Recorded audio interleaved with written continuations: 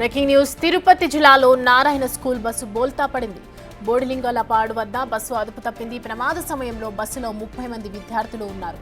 పలువురు విద్యార్థులకు గాయాలు కావడంతో ప్రభుత్వ ఆసుపత్రికి తరలించారు. ప్రాణాపాయం లేకపోవడంతో తల్లిదండ్రులు ఊపిరి పీల్చుకున్నారు.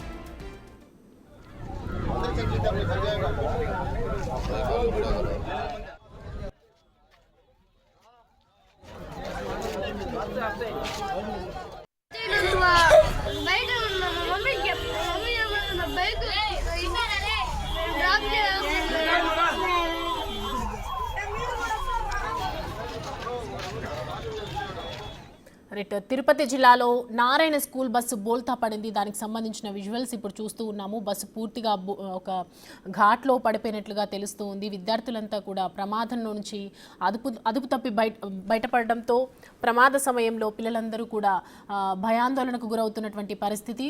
బస్సులో 30 మంది విద్యార్థులకు పైగానే ఉన్నారు. పలువురు విద్యార్థులకు గాయాలు కూడా అయ్యాయి. గాయాలు కావడంతో వెంటనే ప్రభుత్వ ఆసుపత్రికి తరలించారు విద్యార్థులను.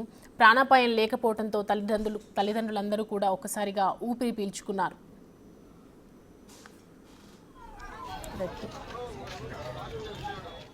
పూర్తి అప్డేట్స్ దీనికి సంబంధించి మా ప్రతినిధి సురేంద్ర అందిస్తారు. సురేంద్ర,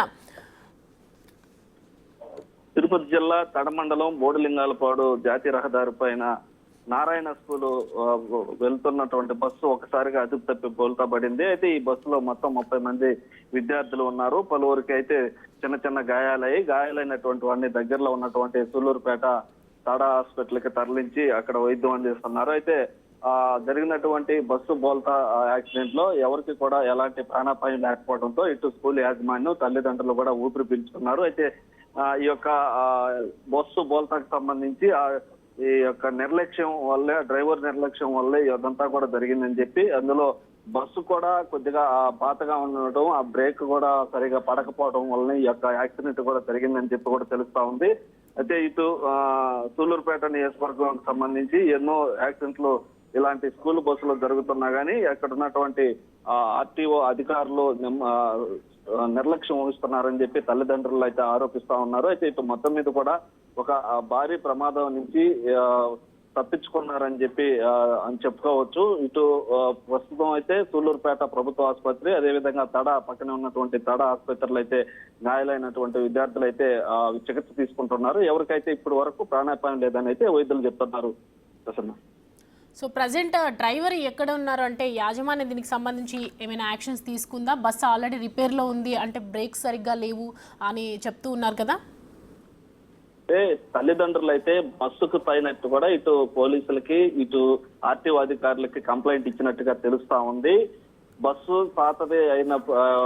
పాతదైనా అది చెక్ చేసుకోకుండా డ్రైవర్ నిర్లక్ష్యంగా వ్యవహరించి బ్రేకు సరిగా లేకపోతే ఇటు ఆర్టీఓ అధికారులు కూడా తనిఖీలు చేయడంలో నిర్లక్ష్యం వహిస్తుండడంతో ఆ బస్సులు తిరుగుతున్నాయని చెప్పి తల్లిదండ్రులు ఆరోపిస్తా ఉన్నారు. మరోపక్క కంప్లైంట్ కూడా తల్లిదండ్రులే నేరుగా ఆ యొక్క ఆర్టీఓ అధికారులకి ఇటు పోలీసులు కూడా కంప్లైంట్ ఇచ్చినట్టుగా సమాచారం తెలుస్తా ఉంది.